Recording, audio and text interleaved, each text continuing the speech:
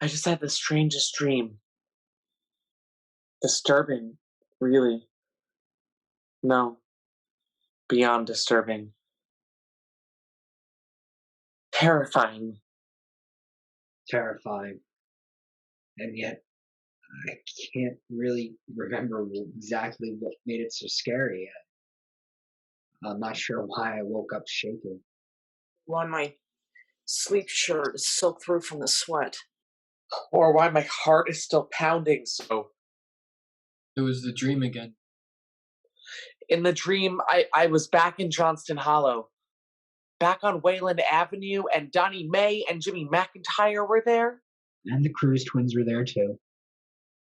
Of course, I had the dream, the nightmare, as I always do on the night of my birthday, as I always do on the night and anniversary of Toe Day.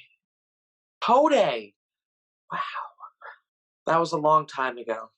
A lifetime ago. I haven't thought about that day. We were 7 or 8, I think, Ronnie and me. I think I was about 9 or so. Not exactly sure. Who can remember exactly? It was exactly 26 years ago, to the day. The 12th of August, 1994. My 8th birthday.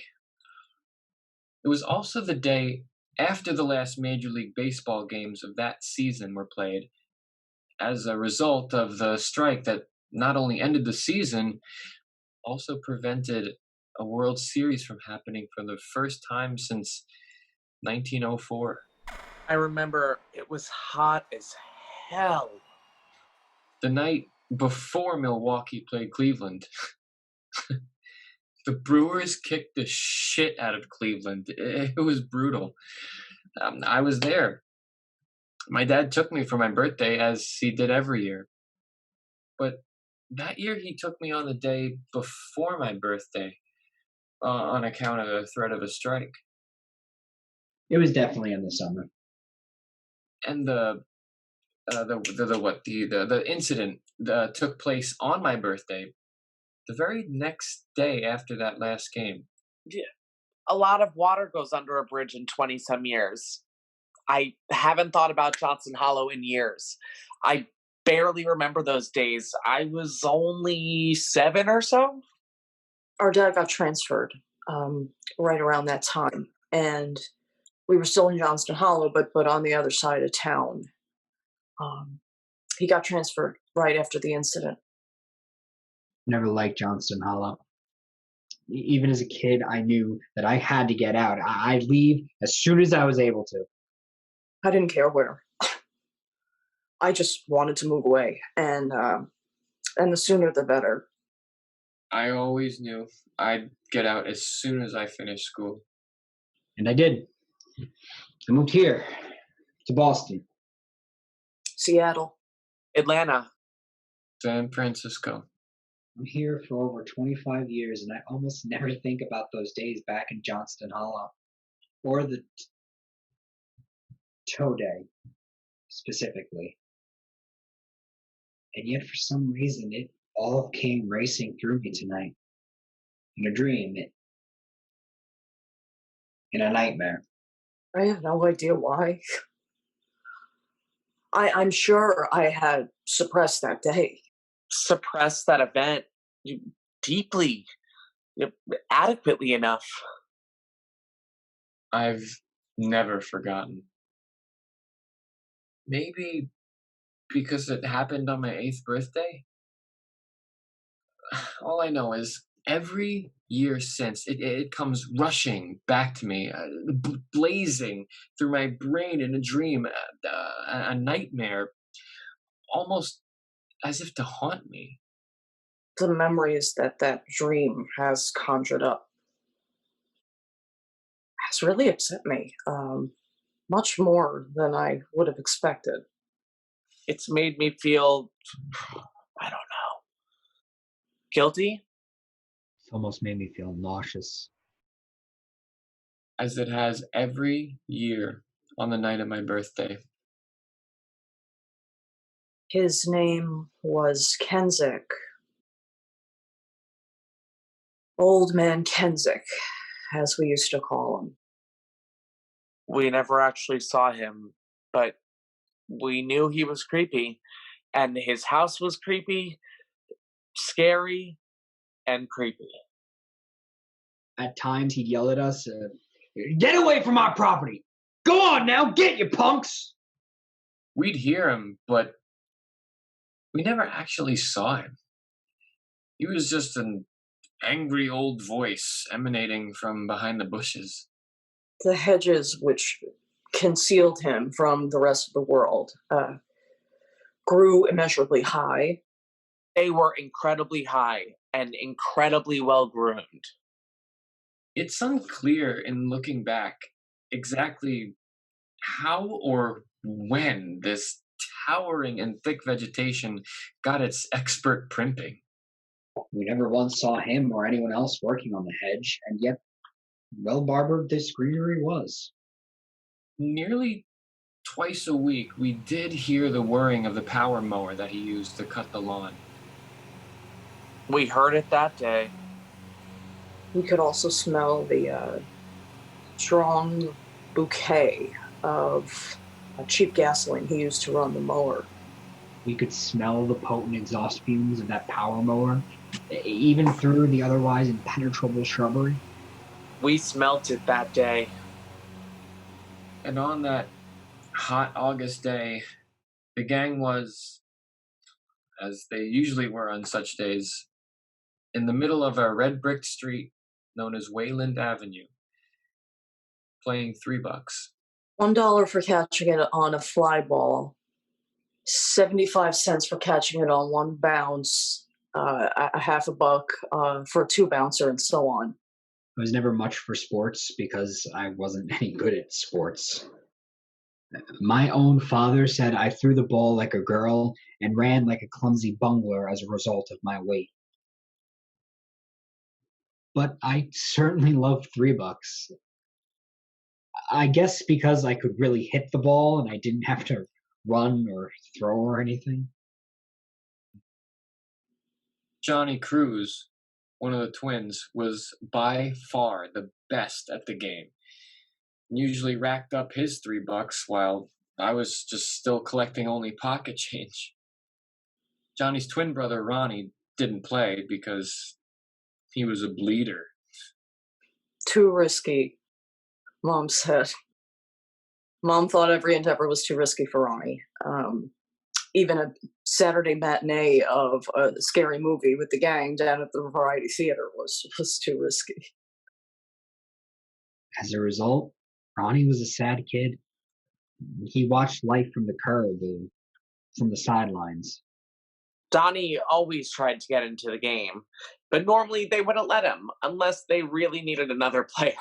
My opportunity to play would usually come on Fridays when Marvin had to leave us early on account of being Jewish.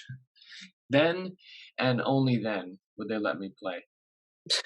He was a wacko. Anyway, on this particular Friday, a blistering late afternoon in August, the steam rose off the red bricks of Wayland Avenue as we played our third round of $3. Old Man Kenzik's mower made its whirring moans from behind the shrubbery fence. It made such a racket we were forced to yell in order to hear each other. It seemed louder on this day for some reason. We could smell the toxic gasoline fumes as they joined forces with the scents of freshly cut lawn and chopped dandelions. But this odor was also more distinctive this day, probably because of the heavy rain the night before. By the time Donnie Mae stepped up to bat, I had already acquired 275. Up to that day, the tow day, Jimmy McIntyre had never gotten so close to the $3 he needed to win. When the terrifying screams came through the shrubbery, the game stopped. We all stood frozen in our spots as we listened to the unseen but very audible horror. It was a wailing, shrieking, squealing, yelping sound. A heart-wrenching howling, a painful, violent groaning. And then silence. We just stood silently and stared at each other. We were terrified.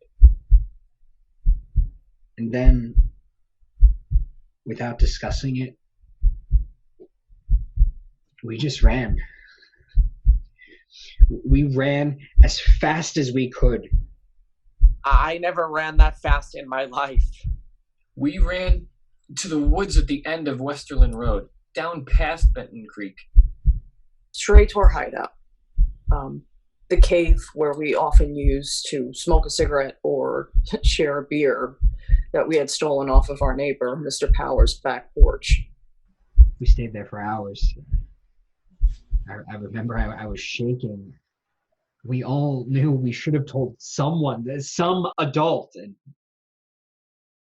A week later, I heard my mom discussing old man Kensick's demise with Mrs. Hartman, who lived 2 doors down.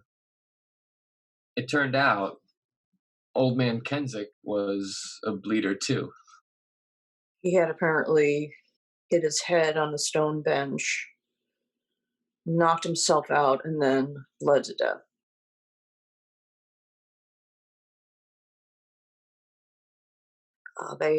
The mailman had found the body 3 days later. Mom said rigor mortis had set in. I had no idea what that meant at the time, but I knew it wasn't a good thing. We never told anyone that we heard the screaming. We knew we were responsible for that old man's death. We knew if we told someone when it happened, some adult, the old creepy man probably would have lived.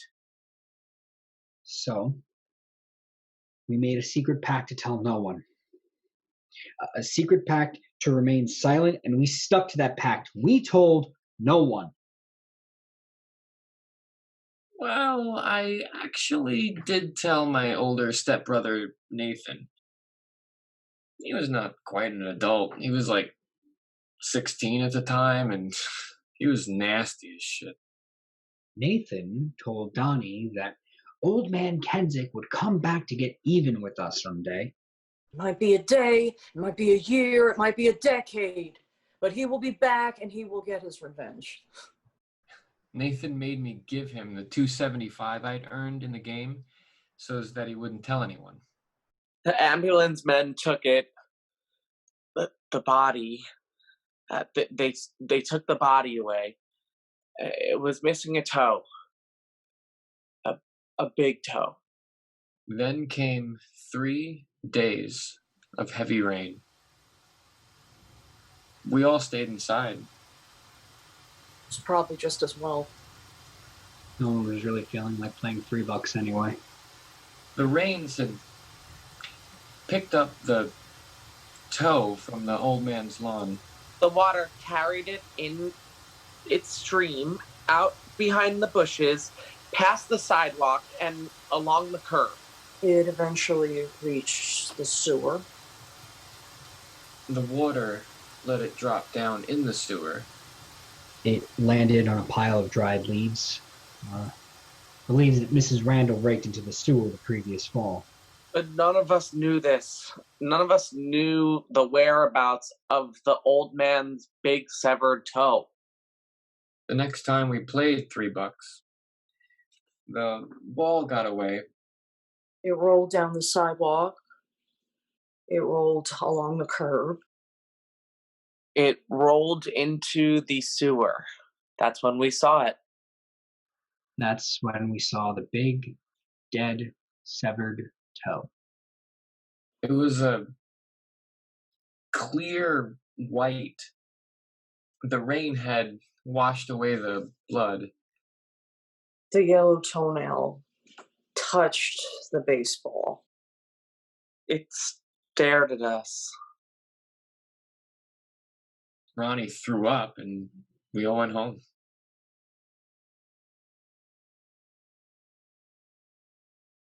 I never discussed this with anyone. And I haven't even thought about it in years. Not until tonight. Nathan said, it might be a day, it might be a decade. When for some reason, in this nightmare, it all came racing back into my mind. My mind. My mind. My mind. And as I lay there, only half awake in my sweat-soaked nightshirt, I wondered for a moment if any of the others ever thought of Toad. Did any of them even remember it? Did any of them ever dream of it? But then I realized what a ridiculous idea that was. I remembered, of course, that Ronnie Cruz was killed years ago in a boating accident down south, right at the start of Hurricane Katrina. He was only 18 years old. Jimmy McIntyre died running the Boston Marathon. Just dropped dead on Kenmore Square. Apparently, he had a heart murmur that had gone undetected. Johnny Cruz was murdered in an alley in Seattle. And all for the $12 he had in his pocket. Bonnie Mae went missing. One day, he was just gone. No, nothing. There was a search, but they found nothing. Somehow, as I sit here in my uncomfortably troubled state, I have this feeling deep in the pit of my stomach.